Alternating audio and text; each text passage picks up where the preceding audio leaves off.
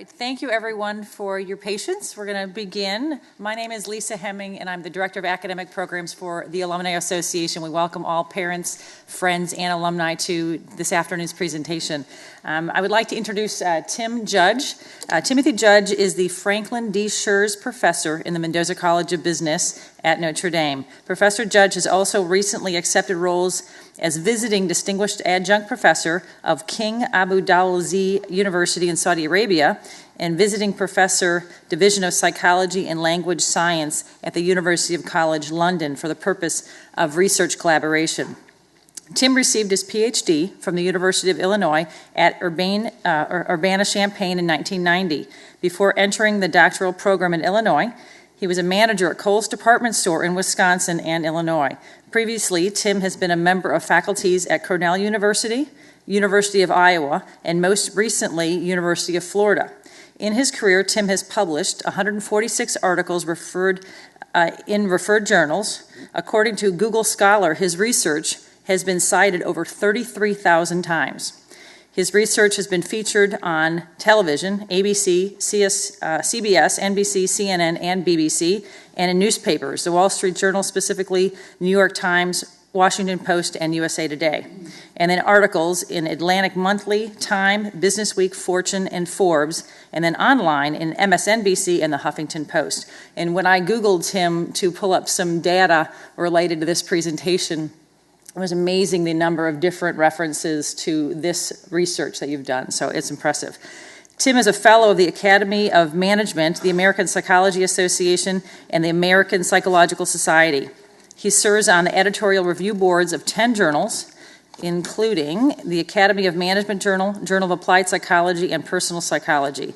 His books published in Organizational Behavior with Stephen Robbins and Staffing Organization with H.G. Henneman and J.D. Kammeyer Mueller. Tim's research interests include the areas of personality, leadership, moods, emotions, and career and life success. Tim has been married to Jill, his wife, for 30 years, and they have 3 children, Abigail, 24, Martha, 19, and Carson is age 10. So, Tim, thank you for coming over here and joining us today. Welcome.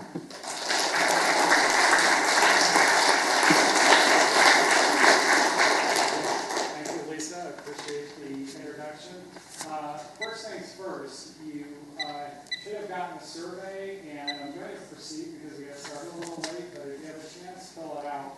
I'll describe what the scores mean and how to interpret them.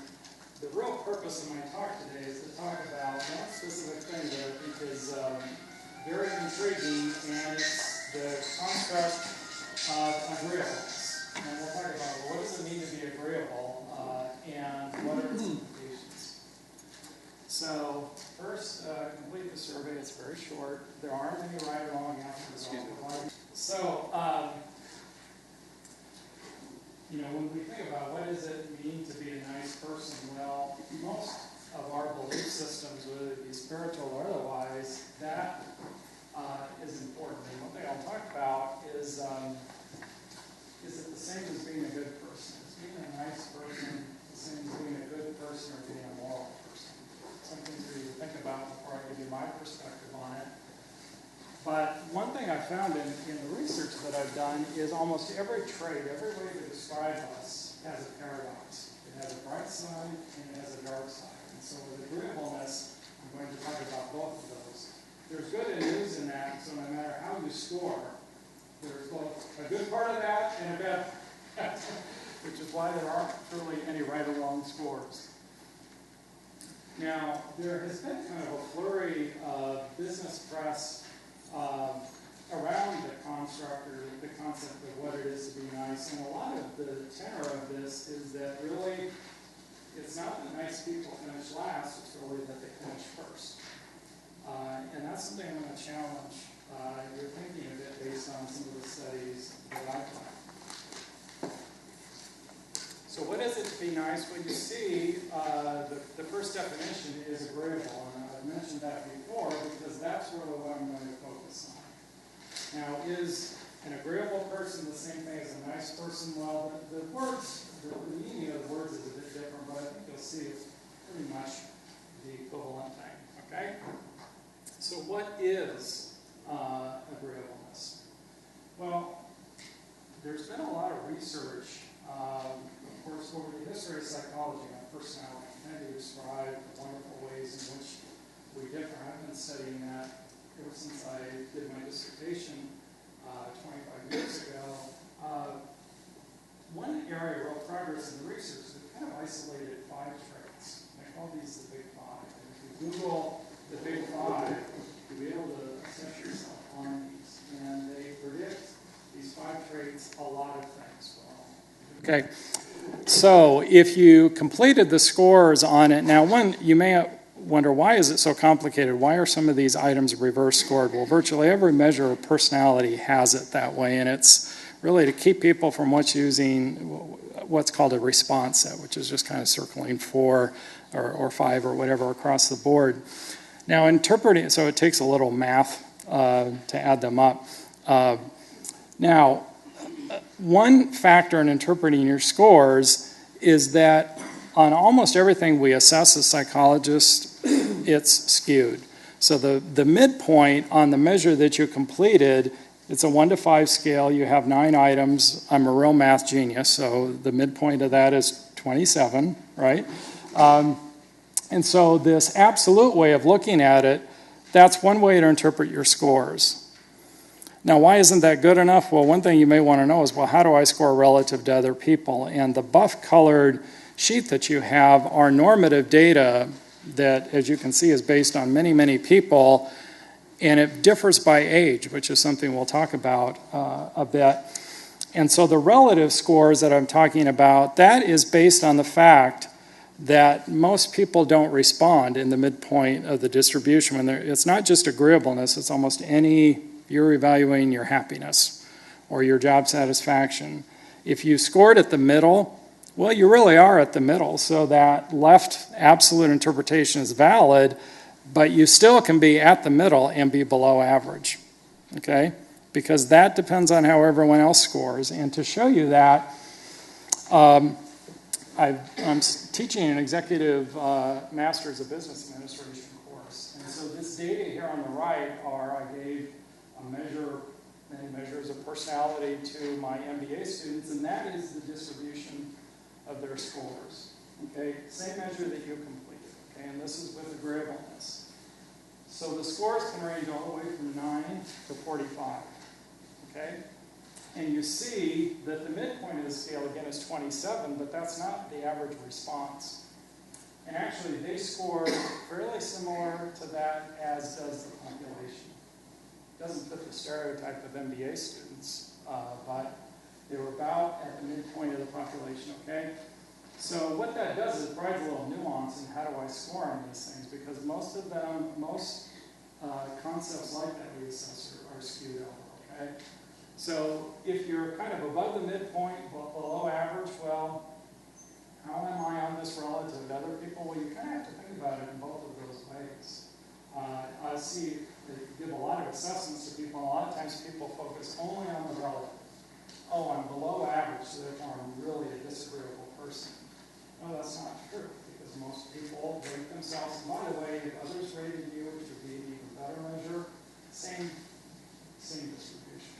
So it's not just that you're looking at yourself through rose-colored glasses, because if you are, then everyone else is rating you as doing the same. So I don't think it's just the inflated self-concept. It's that most of us score above the midpoint of most of these things, okay? So agreeableness, as I said, is one of the big 5 traits. Now the other 4 are extroversion, which everyone knows about, conscientiousness, eroticism, openness. I could give a talk about each one of those also, because it's much of what I study, but we're going to focus on agreeableness. Now one thing I think that's kind of surprising is really been a profound area of research across disciplines. You know that I've read many things about the importance of genetics. Where you read about it, most people are losing their health. There's a euphemistic saying that, what the most important decision you can ever make about your health is? It's who you choose as your parents. If you think about most diseases, genetics, if it's not the #1 risk factor, it's almost most diseases in the top 3. Well, one thing that's really been a profound discoveries, it's not just limited to physical characteristics, health. Psychological characteristics are deeply genetic. Okay? Now, I'm going to present a little genetic evidence to you. I'm not going to get too much into the weeds there because that would be a whole other talk. But if you're curious about it, please email me or talk to me about it because it's also something I do a bit of research in. Okay? Now, one thing I mentioned is a good person always an agreeable person? Is an agreeable person always a good person? Well, you'll have your own perspective on that, but I think the answer to that is no. And as we'll talk more about agreeableness, I think it'll be clear. Now, I think most of us, if we had to write a paragraph on what a good or moral person was, I'd be a little surprised if that concept didn't appear. Right? Treating others kindly, trying to empathize with others and so forth. But there are other aspects to being a good person, of course. And what I'm talking about here kind of points to, I think, some of the downsides of agreeableness, which we'll talk a bit more about. Now, a lot of the studies on the importance of genetics are based on identical twins. And again, I'm not going to get too much into that, but I can tell you it's an unbelievable literature. There are a lot of concerns and criticisms raised against it, and they have really, I think, most behavioral geneticists have been very careful in how they conduct the research, partly because the legacy of eugenics and some of the misuse of what is presumed to be genetic differences was some dark periods in human history. So I think the researchers in that field, I think, overwhelmingly have been careful about how they've studied these things. Well, what have they found? Well, they found that about 50 or 60% of variation in personality is genetic. And you say, how can you ever say that? And we can ask questions about it all the time that we can. But I find it very persuasive. And I think if we have time to talk about that, I think we will also.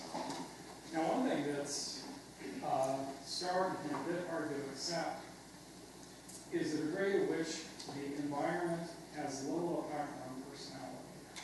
You may say, how can you say that? Most of you are probably parents, and if you're not, I'm pretty sure you're a child. And so we have experience with that, and you may think, well, I'm a lot like my parents, or my parents taught me this. Well, of course, we've learned a lot of lessons from our parents, but we also know that there are times when scientific understanding confirms common sense, and there are times when it doesn't. And this is one of those times where I believe it doesn't. And so we try to isolate a lot of psychological characteristics and try to look at the degree to which parental practices or shared household environments contribute to personality development. You're going to be disappointed because it explains a small percentage of variance. And I'll talk about this more in the implications part at the end. This is another example. Then, now, thousands of behavioral genetics studies on psychological characteristics in over 100 countries. So it's been a huge program of research. Okay? Now, while there can be a genetic basis, which there certainly is over very well, it doesn't mean it changes. And as you see here, the red dots, this was a major review of the literature, so actually each one of those dots is an independent study. And what you see is that as we age, agreeableness tends to increase, both for men and women. You also see, of course, there's a clear gender difference. Women score higher on agreeableness. That gender difference is something I'm going to shortly return to because it's also, I think... now, you see there is kind of this point at age 50 or whatever where it starts to go the other way. But even though that's true, it never gets, it's in a way kind of surprising that the most disagreeable people are college age people. Now, those of us who instruct students, just kidding. Okay. So we differ on agreeableness. There is a genetic basis. Now, just because there's a genetic basis, as the previous graph reveals, it doesn't mean it changes. What it tends to mean is rank orders don't change. So I become, if I'm like others, somewhat more agreeable over time. But if someone in the audience is more agreeable than I am, they increase too. And it's relatively rare that rank order changes, okay, especially when the differences are great. And that's how you can have both change and stability at the same time, right? So if everyone changes the same degree, we still differ by the same degree, but that doesn't mean no change has occurred, right? Okay. So what are the benefits of agreeableness? Well, there are a lot of them. Agreeable people are better liked. And so, and this gets studied in a lot of different ways. If you ask people to identify the big 5 traits in terms of who you'd want as a spouse, romantic partner, agreeableness always is at the top of the list. We want a nice person to spend the rest of our lives with, right? But it generalizes beyond that. Team members, co-workers, supervisors, same sort of thing. So we like agreeable people, and of course the next bullet shows you agreeable people are better liked. So again, of all these big 5 characteristics, agreeableness is the best predictor of interpersonal liking. And so we like being around agreeable people. Okay, agreeable people also are more moral in the sense that they're less likely to engage in these counterproductive behaviors, like absence, like stealing. Lots of different studies on that. They're also more likely to help others, and psychologists call that prosocial behaviors. So you may say, well, that sounds all great. What can conceivably the downside to agreeableness? Well, as I said, with every trait that I've studied, at least there is. So what are the either non-benefits or costs of agreeableness? Well, overall, it's not a good predictor of job performance. So agreeable employees for most jobs are not better employees. Not worse either. And at the very end of this, I'll tell you a factor that really affects that. Agreeable people really aren't happier than disagreeable people, which is, again, kind of surprising because you would think that that would be the case. In fact, of the big 5 traits, as I show there, it's the 4th out of 5 best predictor of happiness or life satisfaction. One thing I'm going to focus on right now are 2 consequences of agreeableness that I think are kind of troubling. One is negotiation, and one is earnings. Now, those 2 tend to be related, as you know from your own experience, okay? So negotiation. One thing that isn't surprising is that agreeable employees, agreeable people negotiate for themselves less effectively. So, if you have some proverbial used car negotiation, and this has been studied with actual negotiating behavior, not just hypothetical, agreeable people obtained less favorable settlements for themselves. Now, why do you think that might be true? Why would that happen? Yeah. They don't want the disagreement. Right, they don't want conflict. So if I say my car is worth $10,000 and someone else says, $8,000, well, okay, I'll agree, right? And so that's not surprising, I think, because a very act of empathy and thinking about the other, you also can convince, it's not just conflict aversion, you also try to take, agreeable people tend to take the perspective of the other person and say, oh, I can see why they're asking for that, they probably have a good reason. Again, something that we'd admire in people, right? That we think is a good thing. What is, I think, more surprising is even with, though, another kind of negotiation. So the used car is this proverbial, what we call distributive. It's win-lose. But there are a lot of the negotiation we do, in fact, it's a majority of it, is what we call integrative. Where, yeah, you want what's good for you, but you care about how the other party feels about the settlement. And often, you can trade off. So some things, one really good way to think about it is if you're sharing a house with someone, you do some of the household activities, your partner does some of the others. And in healthy relationships, you also, like I like to cook, I hate doing dishes. Okay, my wife is kind of the opposite. Well, that's a natural, what we call integrative trade-off, right?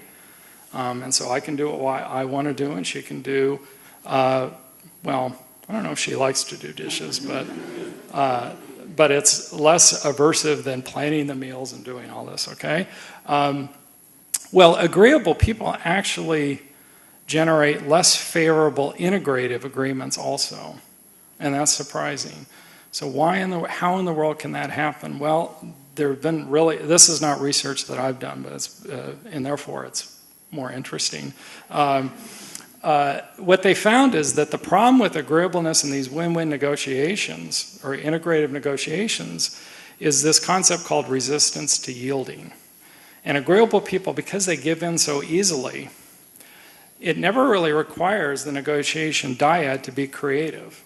So in the case when you're in one of these negotiations, you kind of, well, that's not what I want. So you have this kind of conflict. Well, if both sides kind of stand firm, one of two things are going to happen. You're either going to walk away, or you're going to have to get creative, and you're going to have to ask, well, why do you want that? Because I don't see it that way. And the more you discuss it, the more it opens up the realm of possibility. So if one partner just says, oh, I want A, and you say, well, I don't want conflict, okay, you never push that frontier of really optimizing. And so that's one dark side of agreeableness, is that if you give too quickly, a lot of times you've negotiated a suboptimal agreement for both sides, okay? Now, career success. Now, these are statistics, which I'm going to show you just a few of.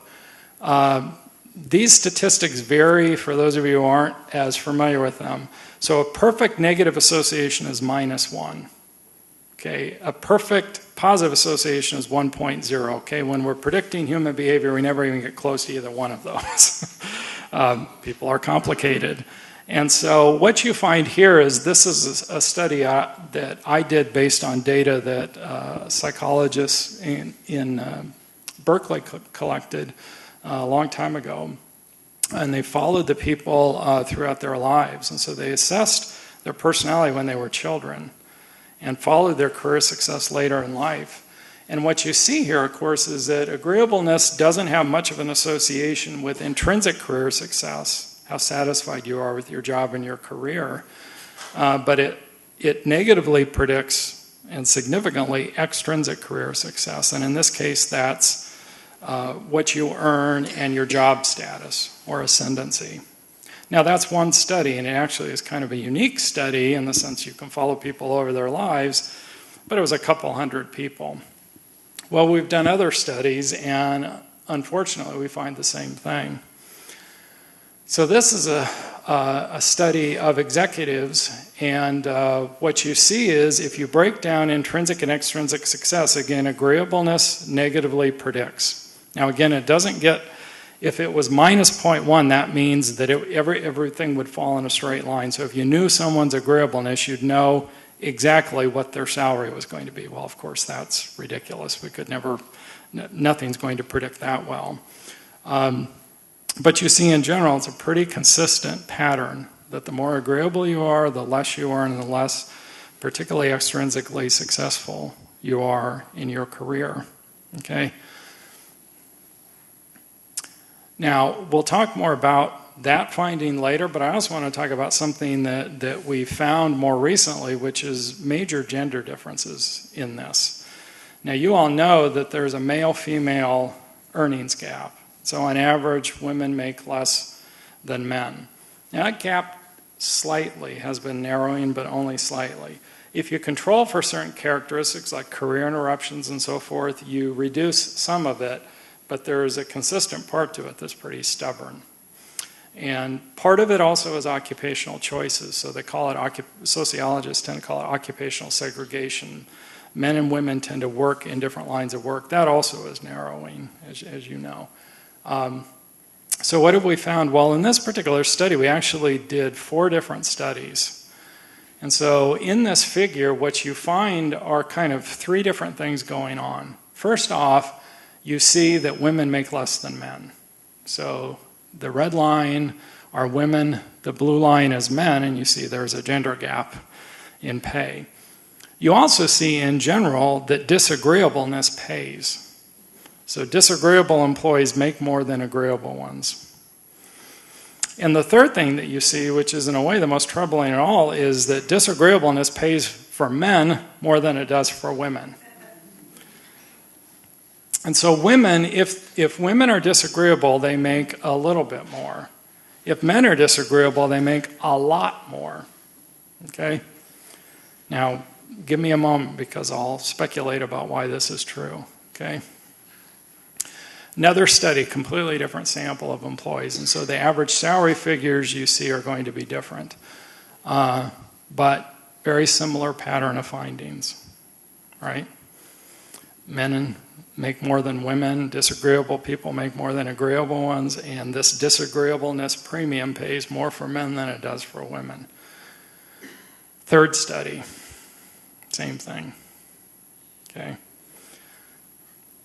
Now we actually, in the review process of getting this published, the reviewers was in a psychology journal and they wanted us to do an experiment to try to understand why this would be true. And so we actually did a study where the participants were actually college students at Cornell. And so one of my co-authors who's at Cornell did the study. And what we found is that when we set up the experiment so that these college students were evaluating hypothetical male and female employees, and we provided a picture and description, okay, of them. And the description varied in how agreeable this person was. And what was in a way kind of amazing is that you see the same pattern. Now in this case it's not salary, it's would you recommend this person for a promotion? So again, you see, in general, disagreeable people are more recommended for promotion, but it's especially true for men. So you may say, well, how can this be? And some of you have probably thought through it. I think about half this audience is female, so you may say, tell me about it. So why the gender effect? Well, as you may have thought, we have gender roles, even in modern open societies. We still have, there's been a lot of focus on the subconscious process, so we've gotten to the point in society where not many of us will admit to biases about things. But of course that doesn't mean that it's all disappeared, right? So in a way, sometimes we drive these things underground, and sometimes I'll look at myself like I'm arguing with my wife or something, and I'll stop, and she's agreeable, so she doesn't say, Tim, you're being a chauvinist pig or something, but I'll look at myself and say, gee, I wonder if I was biased in how I was thinking about this. And I do think there is, we have all sorts of other research that show that if you ask to describe the characteristics of women and men, these tend to be gendered. And we tend to think of women as more agreeable than men. Well, you may say, well, yes, Judge, but you showed that that was true. Well, there is a difference. Now, one of the things important when there's a gender difference is we often tend to make these dichotomies, right? Sometimes I think it's a binary world through and through. So just because women in general are more agreeable than men, of course does not mean that every woman is more agreeable than every man. In fact, the distributions overlap. So there is a difference, but that dichotomy, that heuristic process, what psychologists call it, simplifying the world, I think we tend to think, well, women should be agreeable. And even if we don't consciously think that, that doesn't mean our subconscious doesn't think that. And so if we see a woman behaving disagreeably, well, what we know from other research is that gets attributed different characteristics. Attributions are made of the woman who engages in the exact same behavior as the man does in general. And so if a man is behaving aggressively, speaking very directly, being very assertive, right, or even harsh, okay, we're more likely to think, oh, that person's very direct. They're leader-like, right? They're a tough person. That's what they have to be. If a woman does that, and not all of us fall into that, but I would submit we do more than we realize, the B word, right? That often gets applied, right? Well, and again, you think, what's the male equivalent of that, by the way? I guess there's the dog. Yeah, the other bee. So one example, okay, two people you're probably familiar with, okay? Who's the person on the left? Right. Well, I don't even have to tell you who the person on the right is, right? Okay.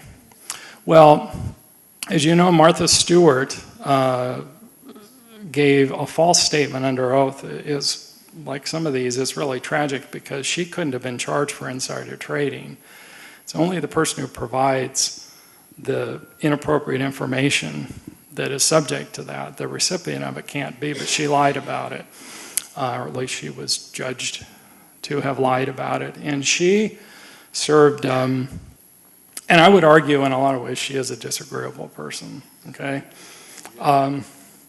Served 5 months in prison, okay? Had to wear one of these bracelets, and monitor supervision, so kind of house arrest for another 5 months, okay? Now you may say, well, she's back bigger than ever, but I have a trouble thinking how the prison actually helped that. Okay, Bill Clinton, same, similar thing, right? Gave false testimony under a deposition, okay? What happened to him? Well, no criminal punishment. Maybe he paid a price, and I'm not getting political here, right?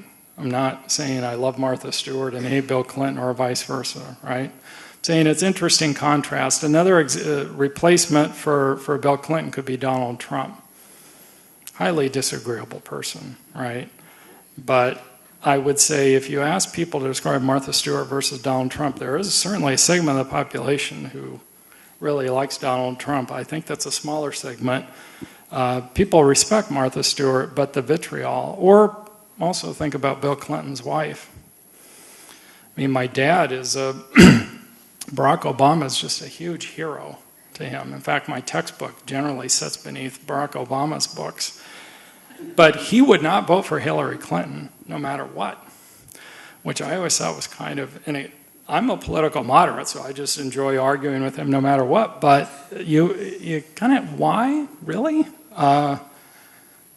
Well, this is where Martha Stewart served her time. There are 2 federal prisons in Connecticut, and she wanted to go, because her daughter and grandkids were near there, she wanted to serve in Connecticut, but she didn't get what she wanted. This is out in the hills in West Virginia. Well, where did Bill Clinton serve his time? Now, I will tell you that First Lady Obama described the White House as a prison. Seriously. But then she paused and said it's a very nice prison. So I think I'll take the White House over this place in West Virginia, okay? A bit of a summary. We say that we value niceness and agreeableness, but it doesn't seem that the labor market does so much. So the question is, why is that true? And some of it I do think is negotiating behavior, right? I also think some of it are biases that we have. And that becomes particularly clear when you're talking about, I think, gender role differences, okay? So what are the implications? Well, part of it, it's one thing that always amazes me is, and I think most of us who study how people are managed in organizations, how unsystematically we hire people. And the test that you completed, that's free. It's non-proprietary. Organizations can use it. Now, no responsible person would say, oh yeah, take that measure in isolation and select either agreeable or disagreeable. No. That would be equally irresponsible. But we have a lot of good measures of psychological characteristics that predict work behavior that should be used in conjunction with other ways that we hire people, namely interviews, reference checks, application blanks, and so on. Because personality does predict many different things. Fit is a really important part of it too. We're doing a study right now where we found that agreeableness and a lot of the other traits, the other big 5 traits, whether they predict job performance or not depends a lot on the job. And a lot of times that follows common sense, but not always, okay? I was making a flight reservation yesterday, and I was on United.com's website, and it wouldn't work, and it wouldn't work. And I worked on it all day. It just wouldn't work. So I called the number, the 800 number, to make the reservation. Well, it turned out it was some systems problem because she couldn't make it work either. But you talk about an agreeable person. You know, I was a little upset because I've been working on this, and it was so frustrating. And she just instantly diffused, oh, I'm so sorry about that. And it was like, she's either a really nice person or had really good customer service training. And so jobs where people are upset, agreeable people often, rather than make it worse, right, they make it better, right? They have a natural way. It's part of who they are, okay? We also found in jobs that are very competitive, agreeable people, I think, not only don't like those kind of jobs, I think they do less well at them. I remember my 1 year in high school when I played on the football team, I was horrible. And the coach came up to me and said, Judge, why are you so bad at this? He said, you can take a hit better than any person on here. Why don't you hit other people? And I stopped and I thought, why don't I do that? And you know, it's kind of important if you're in football that not only can you take a hit, but you don't mind dishing it out. By the way, I score average on agreeableness. So, and one thing that you'll see is that if you get more into this, there are facets of these. So I'm disagreeable, as some people who work with me will know in some ways, and I think agreeable in others, and most of us are that way, right? So once you get down at a lower level, some things offset each other, okay? Implications for your work life. Well, a lot of it, again, goes back to matching, right? Finding occupations that match. Very often, I think, in high school and college, we do an absolutely horrible job in this society in advising people. You remember, did your high school guidance counselor play a pivotal role in your life? Well, maybe 2 of you would say yes, but not very many. And in colleges, I think we do a really poor job of that. So if you talk to undergraduates, well, why are you doing this? You know, they really, I think, often have to come to that mostly on their own. And because fit is so important, I think, and personality is a big part of that. You know, there's no job out there that all of us would love, right? And there's no job out there, by the same token, that isn't right for our personalities in some way, right? And it's not the only thing that matters, but it's, I think, really central, not only to performing well, but being happy in the work that we do. Implications for parents. Well, one of the things that, to return to the behavioral genetic evidence that I found, is that it's not just behavioral genetics that have found that household environment really doesn't play much of a role in child personality development. If you try to isolate parental practices, spanking, how often you hug your kids, how often you tell them that you love them, okay, does that correlate with later adult adjustment? No. So there aren't main effects. Now you may say, well, that's really fatalistic. That means that I can just, you know, sit on the couch and eat Cheetos and my kid can do whatever they want. Well, no. We're dealing within the realm of normal parent behaviors here. But I would also say that even though in most households the parents of the child are the same, that doesn't mean that they're genetically identical. So identical twins, of course, are identical. But a typical brother and sister, and by the way, fraternal twins are no more similar than a typical brother and sister. Their personalities can be quite different, as you know, from siblings if you have them, or children that you have. And what does that mean for parenting? It means that what works for one is often not going to work for the other. So I think we tend to be what's called a main effect approach to parenting. Oh, I do this and I think it works and therefore I do it with every kid. And I think that doesn't fit the evidence. And part of it, of course, is experimentation, right? Because a lot of times you don't know what's going to work. And so it's forever fudging and trying something different. And I think we're learning, where a lot of behavioral genetics evidence is going in the research is in these interactions. What environments have different effects for different people? You also see that in the health sciences. There was just a really good study out in Science that showed that pharmacological interventions for depression, they've isolated what are called genetic markers, these SNPs.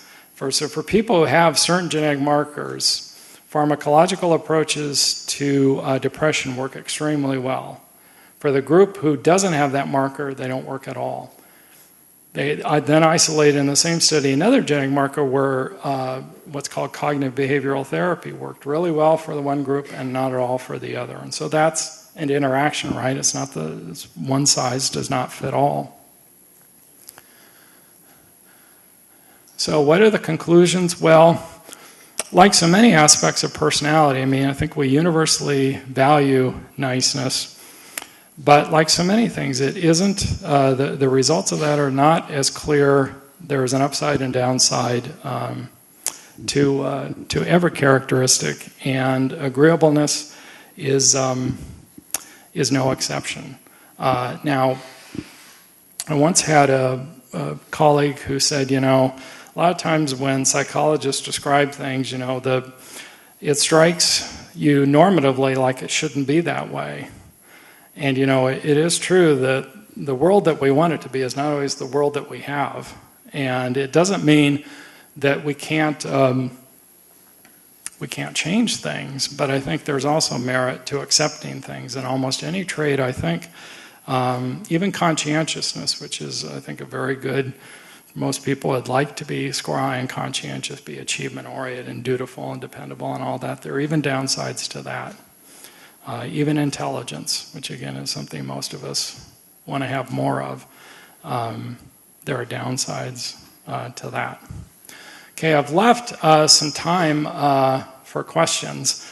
And by the way, if you want copies of the slides I just presented, so you can click on my website there and find them. That website down below is just that, but with the direct link. So you can find them down there. Questions? Yes? How do you feel about the old Myers-Briggs study? The Myers-Briggs, how many people have taken the Myers-Briggs? Everybody. Okay. It's not a very good instrument. That's now again often used in vocational counseling. As far as I can tell, there's really only one thing that predicts very well, and it does have some correlation with satisfaction with the occupation that you undertake. But it gets used for everything. And it predicts those things not very well. Now, one of the reasons why, one of the big problems with the MBTI or the Myers-Briggs is that it dichotomizes people, right? You're one of 16 types, but in terms of, let's think of one that you will know of, introversion, extroversion, you're either an I or an E. Well, you know what a normal distribution looks like, and so when you're making that cut, you're actually dichotomizing people often at the very point where they're very close to one another. And if you're in that point, if you take the MBTI, you'll often get different results. It's because most of us are clustered around that cut point, and so that's you waste a lot of data. You know, somebody being way out in the tail of extroversion is not the same person as someone who's 1 point over the average. And yet in the MBTI, they're the same type on one of the 4 characteristics. Another problem with MBTI is it just gets overused. It's used for everything. There's those of us who work with work organizations. I mean, there are companies who have their type on their door. They have nameplates. And it's just one of those curiosities that there are very few researchers. I mean, most of us, we shake our head at the MBTI and its enduring success because it really has not been particularly well supported, I think, in the research literature. It is a measure of personality, that's true, but not a good one. Yes? Being successful, being disagreeable, is there not a part to being disagreeable for future success? Yes, one of the things that we have not studied but I'm interested in is interaction, in this case, interactions between agreeableness and other traits. And so if you're agreeable, are there other traits that you can have that offset the earnings disadvantage of that? Or to turn it the other way around, if you're disagreeable, are there times when other traits that you may have, like maybe extroversion, you know, have a little trouble thinking how that would make things better, Like you're in a checkout line at a grocery store and the checkout person is disagreeable. I don't know if extroversion is really going to help things. They'll just be unfriendly all the more. But I think there are other traits that could offset that. And one study that we did on a related topic is we studied employees of a health and fitness center in Gainesville, Florida. We found that extroversion wasn't that predictive of their job performance. Emotional stability, the opposite of neuroticism, wasn't that predictive, but the two of them were really predictive. So it was the combination of the two. And if you can think of it, if you're in a service sort of role, if you're very introverted but quite positive, well, many people are never going to see that because you're so quiet. On the other hand, if you're unhappy or highly neurotic and extroverted, well, people will perceive that, but it usually is not going to help a service encounter. And so in a way, it's like emotional stability or low neuroticism, that's kind of the fuel, and then extroversion is the engine that drives that. And that's what we found, is that kind of buoyancy to emotionally stable extroverts. And so with agreeableness, we haven't studied it, but it's probably the same thing, that we all have traits that in a way combine in these sort of interactive ways that can make things work. And if you think about people you may say, well, gee, this person's really agreeable, but they do really well in their career, and it's probably, it could be just blind staggering luck, but it may well be other things that they have that somehow make that work. Yes? I'm going to sound like a buzzkill here, which I'm capable of doing, but again, I think it's that is much less studied and known than MBTI, but it's kind of a similar sort of approach, and yet it's used much more than it's studied scientifically.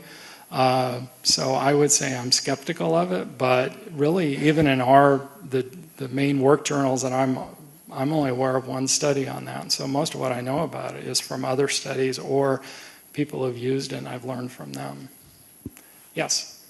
Is there any kind of corporate culture that agreeable people do better in? More bureaucratic, less hierarchical, or branding? Do you have some insight on? That's a really good question, because as I was preparing for this talk, I was just reading an article about Asian culture versus Western culture and how agreeableness works. And what they found was that agreeableness is more expected, and we have some people here from Asian cultures, so it seems that agreeableness is more expected in Asian cultures, and less likely in terms of what they were looking at was actually negotiation outcomes, less likely to be penalized.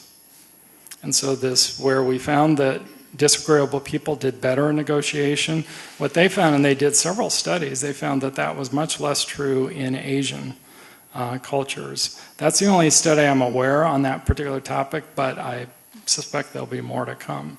Yes? Your study here does not necessarily mean to conclude that disagreeable people who approach a toxic type of level are necessarily better for organizations, does it? I mean, you're just taking raw data based upon whether person A or person B might do better. But that doesn't necessarily mean that you're saying that somebody who is with a toxic personality is better for an organization. Well, the good question, there are really two aspects of that.